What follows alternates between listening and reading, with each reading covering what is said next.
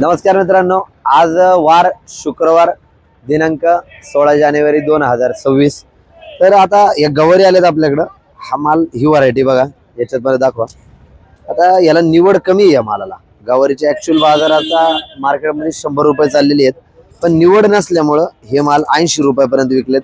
ही अशी क्वालिटी हे असं शेतकऱ्यांना माझी विनंती राहील की तुम्ही भारताने हे माल आहे ना वेगळे काढा।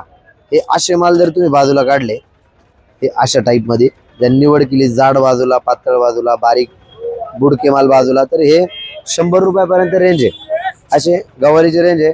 इकडं भेंड्या आहेत आपल्याकडं, हे सगळे आता विक्री झालेली आहे। आपण व्हिडिओ लेट काढतोय थोडासा। ही भेंडीचं पण तसंच सेम कंडिशन।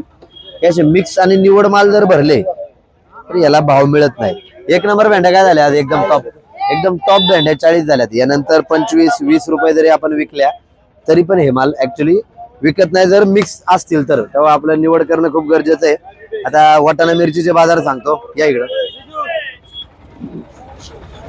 फ्लावरला एक तेजी आलेली आहे। सुपर फ्लावर जर असतील तर लक्षात घ्या, 20-18-20 रुपये बऱ्यापैकी फ्लावरचे बाजार आहेत।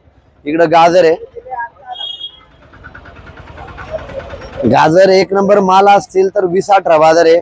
इकडं ह्या मालाला क्वालिटी हे आपण 18 रुपये नाही तर 12 आणि 10 रुपयापर्यंत विकलेत, कारण मालाची जशी क्वालिटी आहे तसे भाव राहतील। इकडं मिरची आहे,